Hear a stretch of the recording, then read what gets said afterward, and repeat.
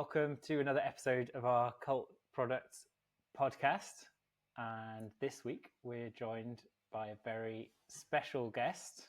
So we've got Roland from Treacle with us, brand expert.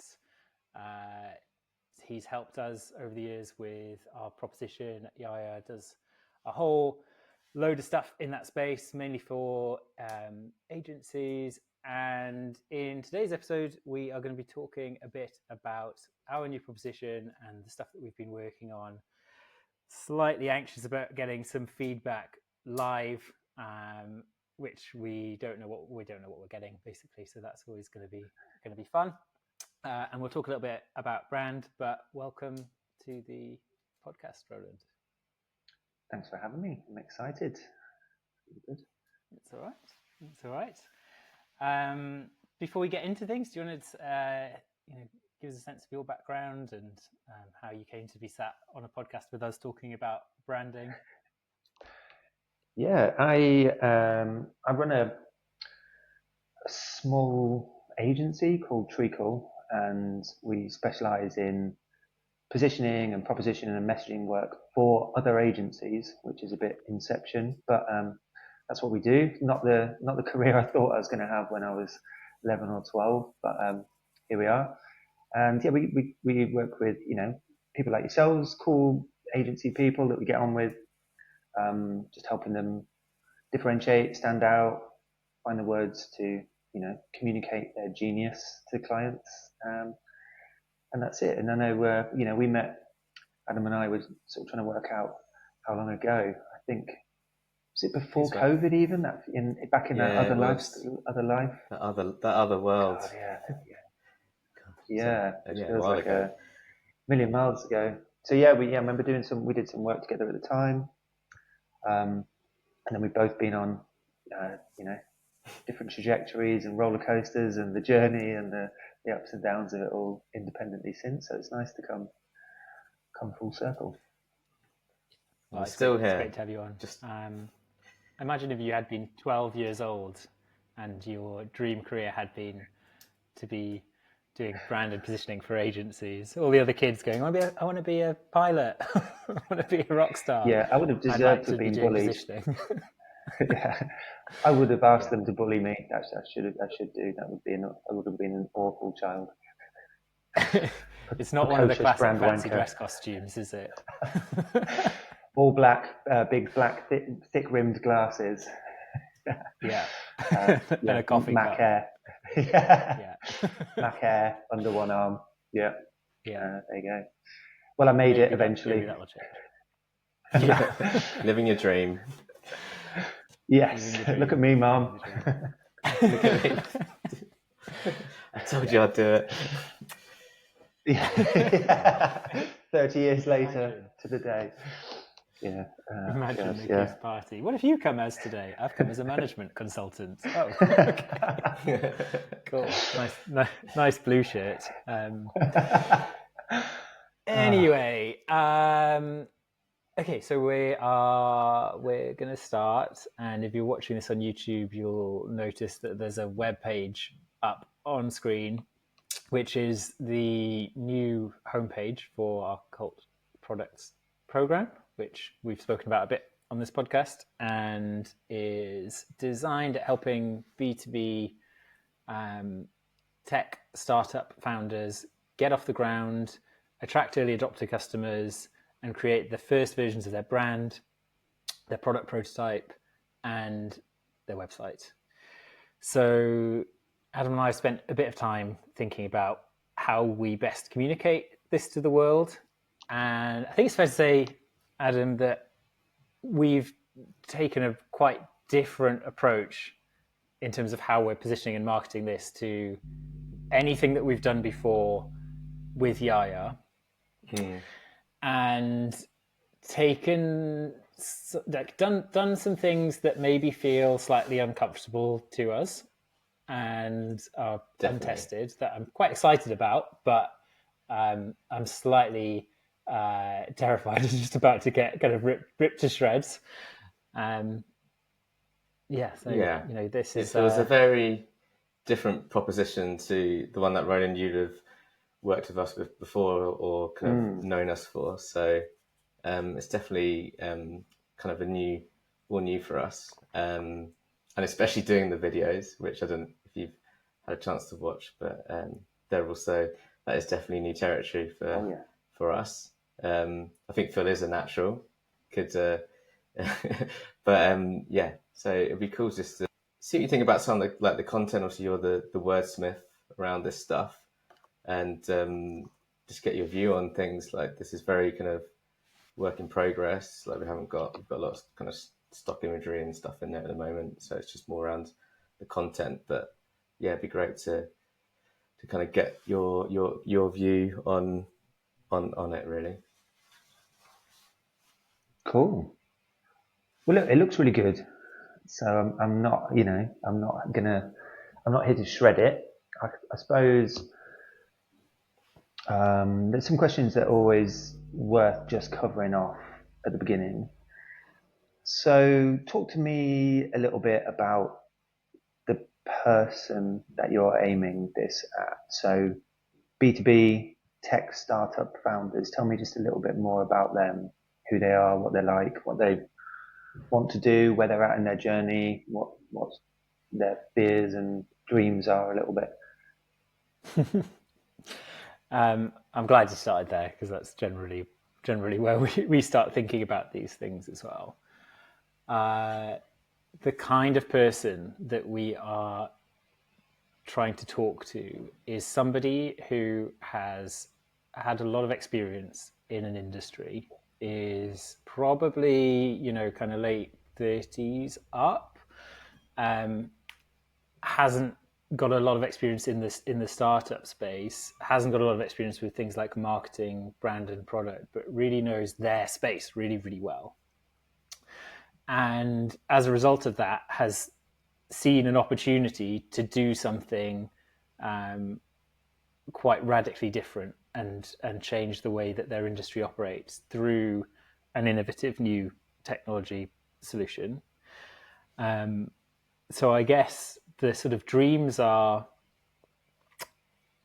being a sort of recognized thought leader in their industry would be one of them. An opportunity to get to kind of financial independence and all that kind of stuff. The experience of running their own business and having that freedom, not having a boss anymore, being able to kind of make decisions, probably slightly frustrated with the status quo and not being able to make the changes that they want to in their role and to their industry. And, I guess that sense that things could be better and they're the person to change it, making that a reality for them without having to sacrifice a lot of the sort of equity or any of those kind of things. I think the other thing that's probably important is getting them confident to potentially quit their job and place all their bets on doing this business, and understanding, I suppose, whether the idea they've had is any good, really, and whether it's the one that is going to change the industry, change their lives, and getting some validation and some data back that it's a thing people will buy. That's a big one, isn't it? I think Phil and I talk about this, and even the people we've spoken to so far who we're kind of bringing into the community. There must be so many people who are in these who've in their roles and they're sitting on just great ideas, but they just don't know. Like, they just can't validate whether it's worth kind of taking the punt and making that leap. And we really want to be the kind of organization that can help people, support them, and give them the confidence that they can actually do it. We all had to do it. Like, you had to do it, Roland. I'm sure. It's a big jump making that first kind of initial dive into doing your own thing, but it's so rewarding and it's so beneficial that I really want other people who've got better ideas than we had in starting an agency and can really make a difference, to give them the confidence that yes, we can kind of validate that idea and it can be a success, without kind of, again, what Phil said, like giving away a load of equity or just taking a huge financial and just a big risk, really.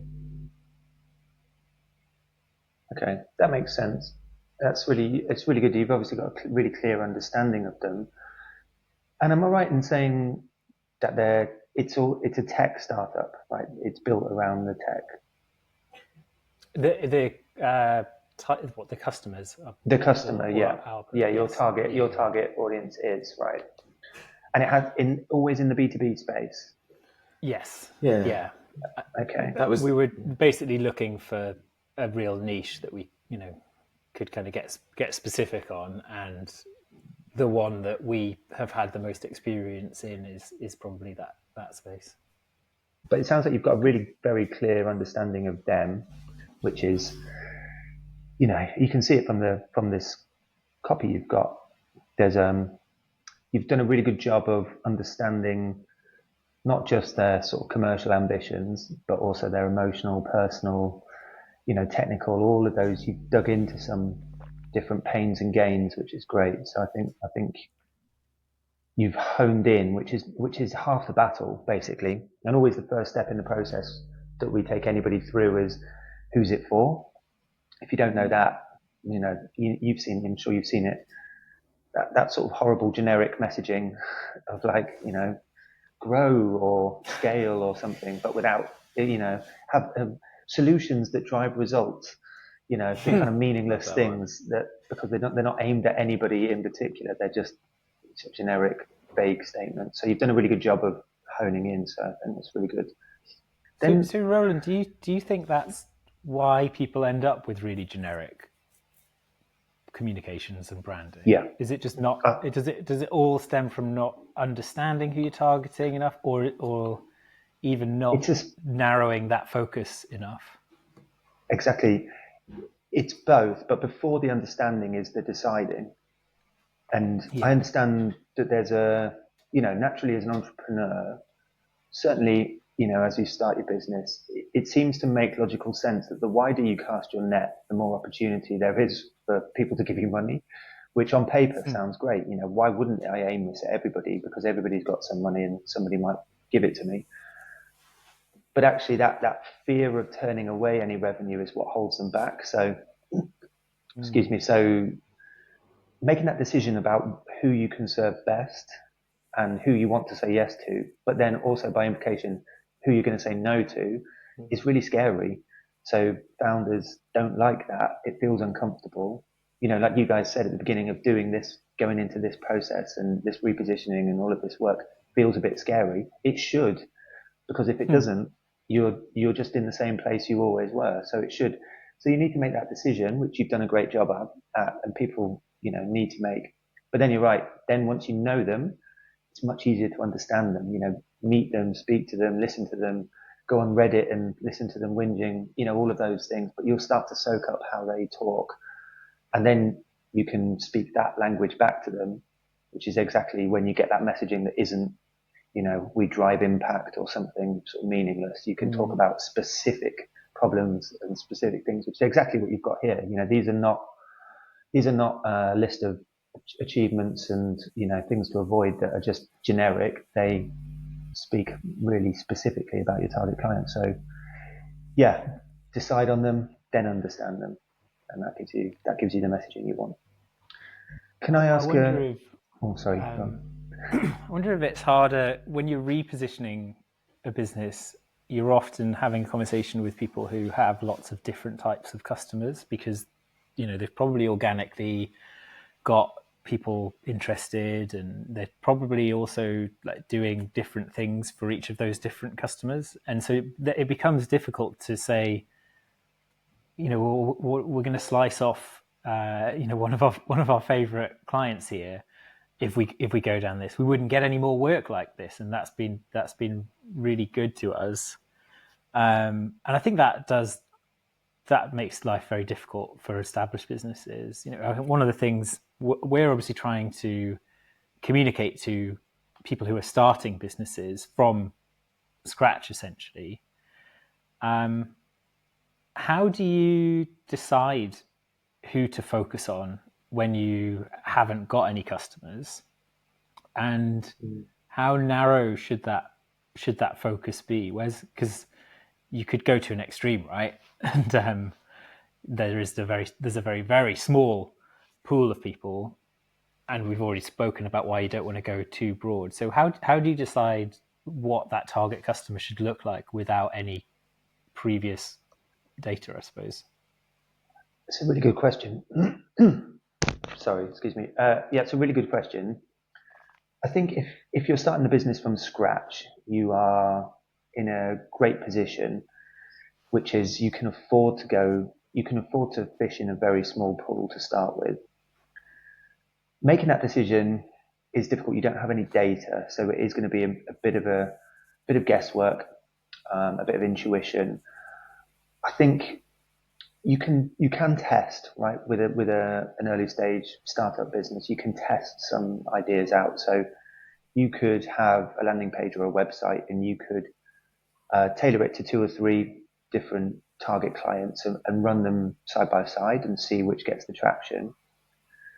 But quite often you'll find that startup founders have an idea of the product market fit, where they see the product market fit.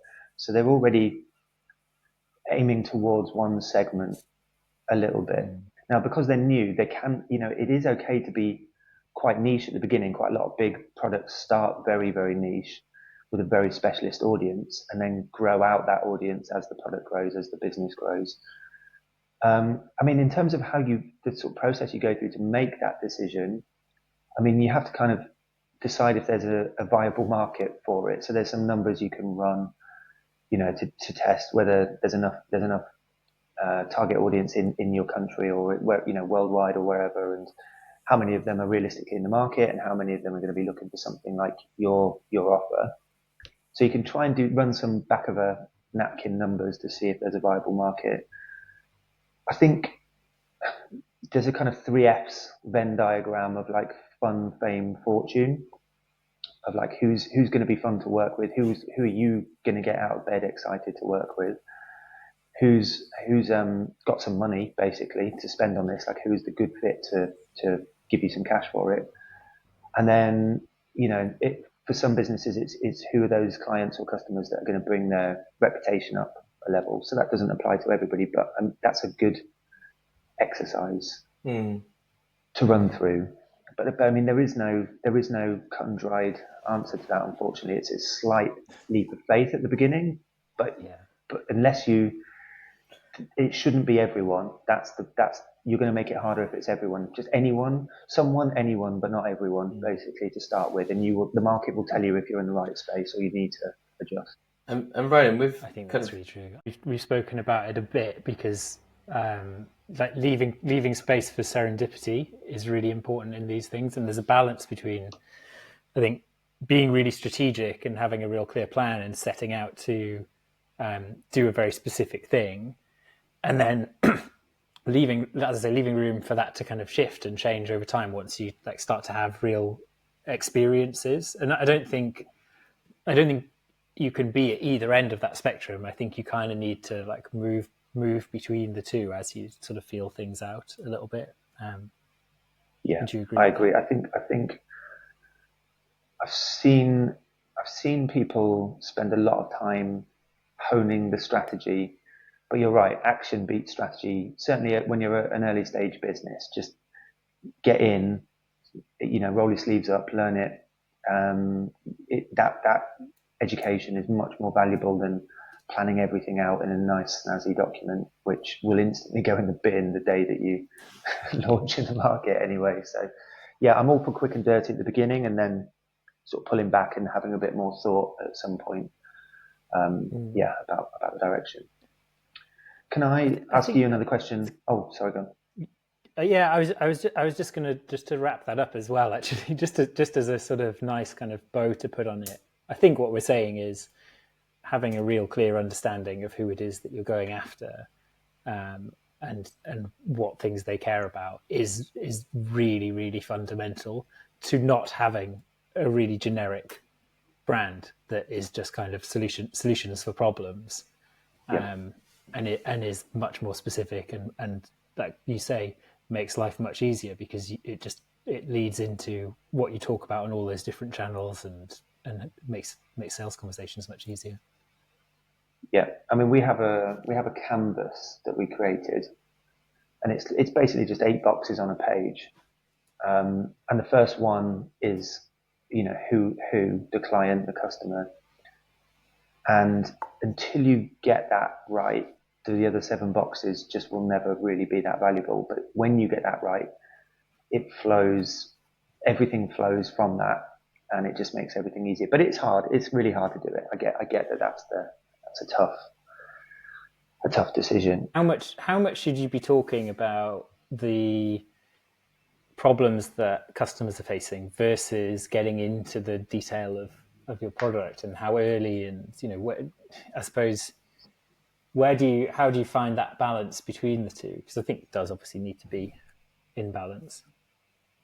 I think, yeah. So what the balance between problem and solution? Yeah. I think you definitely need, you can't have one without the other, right? That's the thing. So I think at the minute, my gut is you've done a really nice job of talking about problems and sort of benefits here. But then I'm still not 100% clear on which solution is the one that gives me all of these. Is it all of them? Is it one of them? Like if I just got coaching and peer support, would that actually help me avoid the long, expensive, complex process of building a product? No. Mm-hmm. So they don't link it, they're not linked directly. Whereas if you called this a program and it was a sequential step, 3 steps through product, brand, sales effectively, they all then, as a program, marry to these problems. So then it becomes the solution to the problems you've outlined. You could on the back end decide whether people could join at different steps if they've already got a product. Maybe they could still come in and join from step in. They just want to brand and build, or brand and scale, or whatever you called it. But yeah, I feel like at the minute it's just a slight disconnect there. That's all. But that's really interesting though, because we've kind of got a load of stuff about problems, a couple of different products which are kind of defined to varying degrees, but the bridge between the two maybe feels like it involves them doing a lot more cognitive thinking to decide something. Whereas you've got this problem, it's this thing solves it, and it will make you rich and not have to work in that shit job anymore. Here's us, we're good, we're credible, like buy it or join it. That's kind of it. That single-mindedness is very, very effective for conversion, just almost a landing page mentality. It's one offer, one target client, one offer, one problem, one solution, one thing, one call to action. That single-mindedness is great to stop. As soon as you've got cognitive load, choices, options, conversion rates drop because people have to think, and nobody wants to think. They just want to be convinced all the way through the page that this is brilliant. Even though I don't need the first bit, it still sounds good. I'm going to do it. That's my gut. I wanted to just maybe kind of get your thoughts on something that Adam and I have been talking about a lot over the past couple of weeks, which is, I suppose, how the kind of brand positioning approach has changed since COVID, since things became a bit more virtual. And one of the things that we've tried to do with this is, which we didn't do with Yaya at all, is be the faces of it and put ourselves there so that there's a human element to this. We've recorded a lot of videos. We've actually put a lot of photographs of ourselves up there. We've put photographs of our dogs up there as well. And in kind of tandem with doing all this stuff, trying to raise our profile, being more active on places like LinkedIn and YouTube, and do all that kind of stuff. Is that something that you're seeing as a trend in general, and how do you feel about it? Yeah, I think I do see it more and more. I think it's I think it's more and more valuable the more and more digitized and the more and more automated things have got. That human connection is really important. It's funny, I was chatting to an agency that I work with yesterday, and we talk about cold calling, right? And do you remember, like, pre-COVID, people wouldn't spit on them if they were on fire. Like, cold callers were like, nobody wanted that. And we were saying, well, I can see that in an era of getting sent awful AI spam messages with fake personalization, getting a phone call from a human is going to be like actually really quite a nice experience as somebody going, you know, because it can't be faked, right? Or maybe it can eventually, but not convincingly. Like there's something about that human to human voice that actually cold calling might well come back as a really interesting channel for people to use for lead generation and things. And it's the similar principle. I think that as everything becomes more and more automated and digitized, that yeah, anytime you can have some human element will be a massive factor. I think in terms of it being the whole positioning, that's where I don't think it can be. I think you need the figurehead people to be the champions of the positioning. But unless you've got real sort of clout or reach, you know, I wouldn't advise any agencies solely relying on that as being their sort of point of difference or the thing that they're known for. It's also difficult to maintain, but I think having it is a very good idea, especially when you've got a product like this, which is in effect, you know, self-serve, DIY, whatever we call it. I think people want to know that there are on-demand accelerator, aren't we? I think we've come on-demand accelerator. There we go. There you go.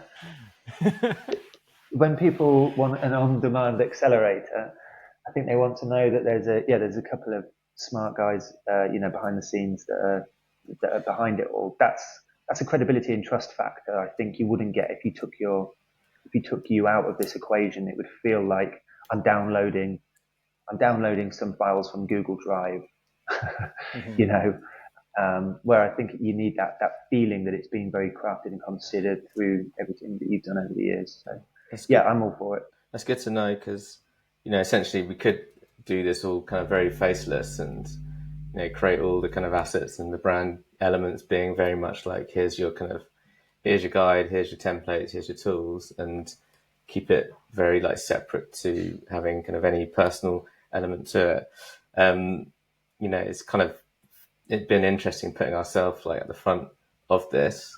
I don't know, like how much, as you said, like we can, you know, keep that consistently and how much we do that is kind of what we're trying to work out now, really, I guess, with like how we present the brand visually. Like, do we put ourselves at the heart of that? Like, do we kind of, you know, like just getting that balance right, I guess, because, you know, I don't know if we've got the clout or, you know, if we haven't done this stuff before. So people are kind of just getting to kind of know who we are. So yeah, it's kind of like, yeah, just trying to find that right kind of balance really is, I think, where we're at. Well, I was going to say that there's a kind of movement at the minute of this idea of build it in public. Yeah. Right, which is, it's much more sort of endearing and attractive for you guys to be the face because people can watch you build your business as they're building theirs. Right, you only need to be a step or two ahead of them. And actually, the fact that you're not so far, you're not, you know, and I mean this in the most respectful way, but not Stephen Bartlett, some people that feel kind of, you know, sort of beyond the, you know, the unobtainable.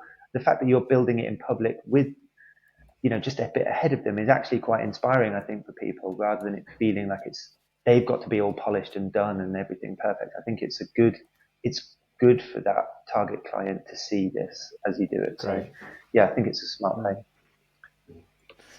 So I think I really agree with that whole building in public thing, and I think there's that is definitely the approach that we're doing, and definitely the approach that we're recommending, and actually seeing clients come and talk to us about and say, look, I want to do this. How do I do it? The reason I think that's so important is because and again, this kind of comes back to this point about, you know, tech innovators and early adopters. Like they are interested in being part of the process of building it. They want to understand, if you're a tech innovator, what's under the hood, what's the technical stuff, how are you thinking about these problems, and if you're an early adopter, you know, okay, I like the fact that I'm the first to go and use this thing and that it's being built, and I can see, you know, this is what you're working on, this is how you're thinking about it, and, you know, perhaps even kind of contribute and do this, you know, take part in that. I think with the visibility thing, and this kind of evangelism stuff, there's no way that we could launch this business without me and Adam being front and center of it, because this business is about people investing in access to our expertise. So if it was totally faceless, it just wouldn't work. We have to be front and center, because that's what people are really buying, is what we know and our experience. And we're a little bit kind of further down the road than them, and we've worked with people all over the world, so we can help them move a bit faster down their path. And I think that is also transferable to pretty much any B2B business. So I think a lot of the way that B2B businesses are branded and marketed, it is about expertise. Even if it's a tech product, it has come from somebody knowing, deep insights about the problem space and how those problems can be solved, and then creating a solution to them that nails all of those kinds of things. Yeah. And I think over time it becomes less critical, probably. So if you are Salesforce, then you probably don't need to have somebody out kind of, front and center talking about all the interesting ideas and ways that you think about the world differently to everybody else. But if you're just launching something new from nowhere, and you're basically trying to get early adopter people to buy into your philosophy, your ideas, the way that you think things should be different, you lose a lot of authenticity if you don't put a face to that.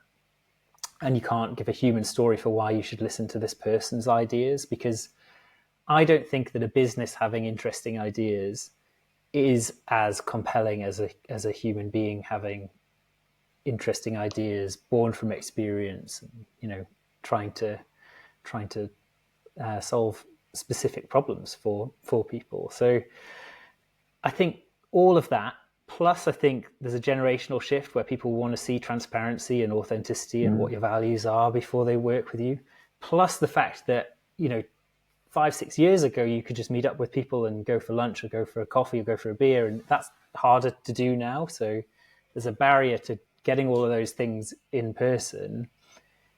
I think all of that means that if you found a business, it's going to be really, really hard to found a business and stay in the cupboard and just kind of sell at arm's length. I think it's. I personally think the trend will be more and more of this stuff, and more founders as quasi influencers, and having to learn yet another skill set of being the face and being the voice of your business in a digital space. Yeah, I absolutely agree. I think you think about lots of brands, like when I was a kid, you didn't know who ran companies. They were just sort of faceless companies. And I know it's a lot of companies still are faceless, but like you said, more and more you do know who runs them. They are personalities and they are influential people. You know the founders or the CEOs of these companies nowadays, and people follow them. They don't, like on LinkedIn, I don't follow any massive amount of companies, and if I do, they're not really that interesting. But I do follow the people who run those businesses because I want to hear what they have to say, and then through that channel, I do learn about their business. But I don't sign up to listen to a business broadcast. LinkedIn posts at me. That's not. I've got no interest in that. So I think you've done well to be the face. It's difficult and weird at first, isn't it? But we'll just kind of get through it's so weird. It's really odd. Yeah. So let's get through the first videos. Yeah. But like you said, there is so much more kind of connection to the founders and the business, and I think people do start to they buy from them, don't they? And I think as you say, we're not kind of Stephen Bartlett's, but I hope we come across as quite genuine, quite authentic, and I think that's hopefully that what a lot of other founders share the same values, and I think that's kind of what we're kind of hoping to create. And I think putting ourselves out there is part of that, right? Like we have to practice what we preach, and I think there's absolutely, and also there's just that thing of, they call it the pratfall effect, but there was an era where everybody presented themselves on LinkedIn as absolutely super perfect. Everything was glossed up, but it just that veneer just never felt very real, so nobody warmed to anybody. But the pratfall effect is that like people who f up are much more, they're much more attractive and relatable, and you warm to people who make mistakes than people who are just perfectly polished all the time. So I think that whole building in public and making mistakes in public is actually really attractive. Tell me about the name, the Cult Products name. Where's that? Tell me. Yeah, I'm curious about the thinking, where that's come from, where it's going. Do you want to know the honest answer to that? Is that we wanted something that felt very Marmite, and it's very deliberately positioned in a way that some people will be like, "What?" Like that kind of feels uncomfortable. Great.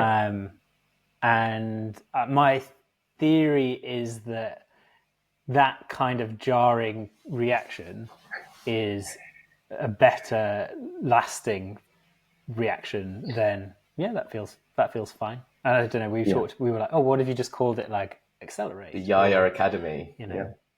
Yeah. And it would be like, that seems like that's an obvious name for you to have. Whereas Cult Products is like, oh, cult? Oh, I don't know about that. Does it sound like a beauty brand? That's odd. And actually the same is true of the visual identity as well that we're working on. We've been playing around with lots of imagery that is deliberately a bit Marmite.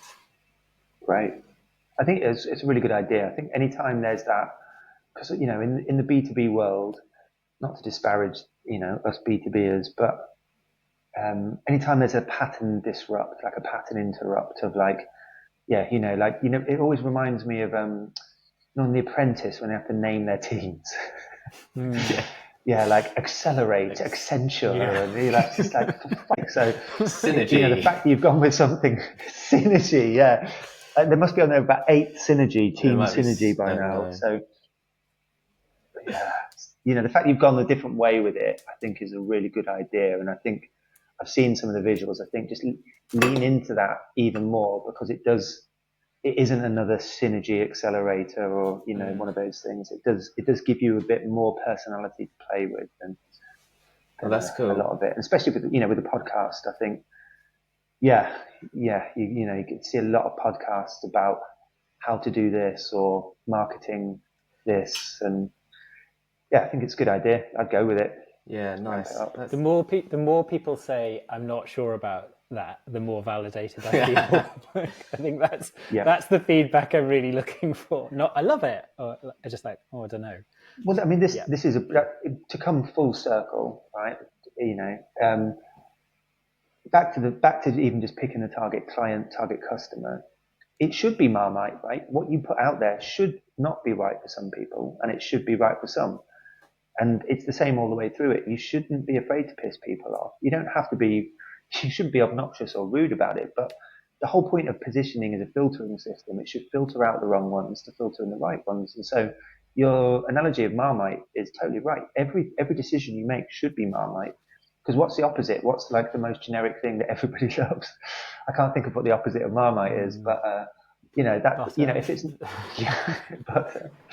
If you're so be more Marmite than butter all the way through the decision making process, because otherwise you're left with. I'm not going to follow that analogy through. I'm losing that train of thought. No, but if you take one thing from this whole podcast, be more Marmite than butter. I think is a good. There you go. A good takeaway. Yeah, if you're not pissing somebody off, you're not turning anybody on. You've got to be willing to make something that tastes lovely to some people and disgusting to other people. Otherwise, it's just going to taste average to everyone, and nobody wants that. Yeah, I think also. I think also selfishly, like we want to have a bit of fun with this as well and enjoy it, and put kind of a bit of our energy and personality into it. I think it's something that we've done a lot of stuff for clients in the past, and this feels like different because we're doing it for ourselves, and well, not for ourselves, obviously it's for other people in the community. But I think we want to express ourselves a little bit differently and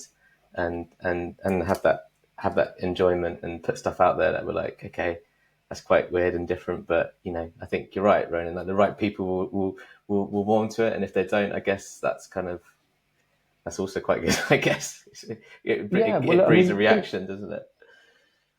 Well, going back to your point about how things have changed since COVID, right? The world is, there are so many people around, so many people changing jobs. The whole world of work has totally shifted. People are exploring things, but there are also just loads and loads of fragmented. There's just a lot of everything, right? So there are a million podcasts. So you do need to think differently and enjoy it and do something different. But there's just also loads of fragmented niches. There's so many niches. There's so many specialisms. In the agency world, there used to just be about 4 kinds of agency, and then it split off into becoming 8. And then, nowadays you can find, somebody who'll do you Bing ads for left-handed dentists in Bristol, right? Everything's got so fragmented down to that granular level. So I think you don't need loads of people, right? You don't need a massive audience to have a very viable business. You can have, because it's also gone global, right? So all of this stuff that you're doing, you don't need to have hundreds of thousands of people to have a very, very successful business. You've got the whole world that you can appeal to and just really speak to your people, your cult. And that's enough to build a really very, very viable business off the back of that. But people want to still open it out to everybody. And that's the mistake. And better, I think, if you can find a smaller market. As if you're a big fish in a small pool, I think that's better, to be honest, than being the reverse. Because if you can own something, it's going to be much easier for you to become the person that people go to for answers. Similar people. I think it's fair to say know you as the people who can help agencies with their branding. If you'd maybe gone for just branding in general, I think it would have been much harder to be really known for something and own it.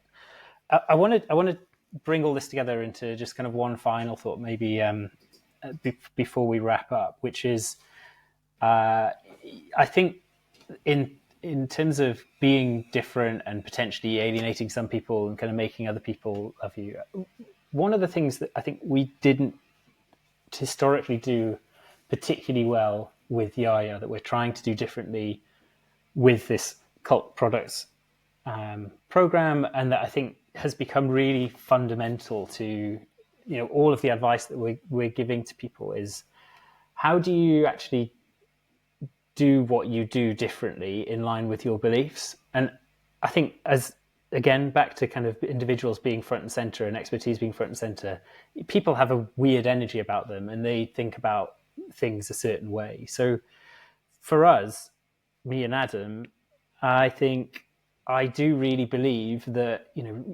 doing a product that is just the same as what's out there, but a bit cheaper or, works a bit faster isn't really a thing that's worth doing.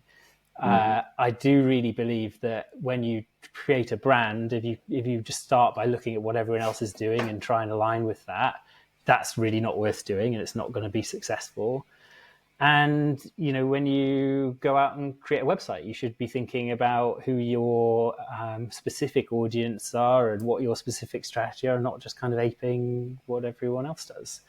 And I feel like we have, you can go out and you can just give people what they want or what they think they want, or you can say, actually, that we have a view on this, and we, that will be right for some people, and some people won't want to work with us for that reason. In the tech space, similarly, there's a philosophy behind this technology. It's not just a bunch of pixels, but like you've got to kind of buy into this way of working for this technology to benefit you. And I believe that is really, really fundamental. In the agency space and in the services space, I think there are a lot of businesses that don't really capture that in a forceful enough way, and don't, or they do it, but it doesn't appear on their website, doesn't appear in their communications, or any of those kind of places. I really want us to be Marmite, in the sense that I want some people to kind of look at us and go, well, that's not the way I would do that. And some people to look at us and go, that is the perfect way to do that. I don't want us to just be in the middle trying to do something for everyone. Yeah. And so one of the things that we're trying to do as part of the brand and part of the product, part of the communication, is actually that creative framework that we can own and say, that's our framework for how we think about the world. And it's an asset It's part of our story. It's come from our experience. It's different to what everyone else has. When we talk to clients and people going through the program, I want them to be able to say, this is our way of thinking about the world, and this is how it's different to all of the other people that are trying to solve the same problem, and help them. One of the things that we'll do as part of the program is help them to really, really identify that really clearly. So I think, we've talked about these things today. Understanding who your target is, really, really important. Understanding and be able to communicate what their problems are, really important. Understanding what your product is and actually connecting the two, I think, really, really important. But also having actual clarity on how your product and your way of thinking is different from everyone else, and then communicating that effectively, and not doing the easy thing, which is kind of not really putting that kind of space between you and everyone else, and not being Marmite, taking that out of the equation and saying, look, if you really want to try and get people to sit up and take notice, then you're going to have to do it this way.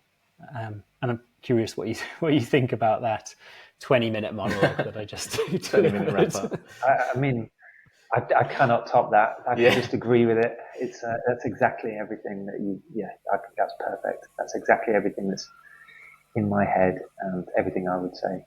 Yeah, it's great. And the podcast there. Bang, got the mic. Yep.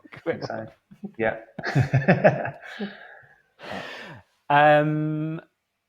Anything you'd like to plug, Roland? Any links, or where can people find you if they want to follow you? How do they get in touch if they need your help? Yeah, so I'm always near a screen, unfortunately. So you can find me on LinkedIn, Roland Gurney. It's a nice, unusual name for people to search for, at least. The website is treacle.agency. And yeah, people can just book a call with me if they've got any questions, or they want to know more, or just want me to sort of have a look at where they've got to and what I would suggest next. So yeah, that's kind of it. Very good. Awesome. I would really highly recommend following Roland, because and also one of the very few email newsletters that I enjoy getting, because they are generally very sarcastic and funny, and very, very different from what I see other people sending out. There we go. Marmite, not butter. That's it. Marmite, I love that. That's the episode title. That's it. Yeah, you it? got it. God, he's good, isn't he? Adam, we've decided a lot. We've created an on-demand accelerator of Marmite, not butter. That's it. We should have you on more. Two things that you take away from it. Perfect. As for us, please, if you enjoy the podcast, please like and subscribe to it, and share it with your friends. Give it a review. Talk about it in the streets to strangers. And if you are interested in the Cult Products program, there is a link in the show notes to get in touch and see whether you want to become part of the beta program as we figure out what the product's shaping up to be. Go to cultproducts.yaya.co to see the page that we've been interrogating today. And there is a link in the show notes to the AI-powered prototyping toolkit that we've been working on and talking about week after week. Any solo projects, songs, or anything, Adam, you want to produce that you want to promote this week? Any solo? No, not this week. I think let's just hit the music and wrap it up. But that was great. Thanks, Roland. That was really enjoyed it, and we'll put your details in the bottom as well, so people can find you. But yeah, loved your input, and yeah, really good. Amazing. Thank you so much. Thanks guys. Very much, great. Roland. Loved it. It's been great having you on. Maybe turn the volume down if you've got headphones in.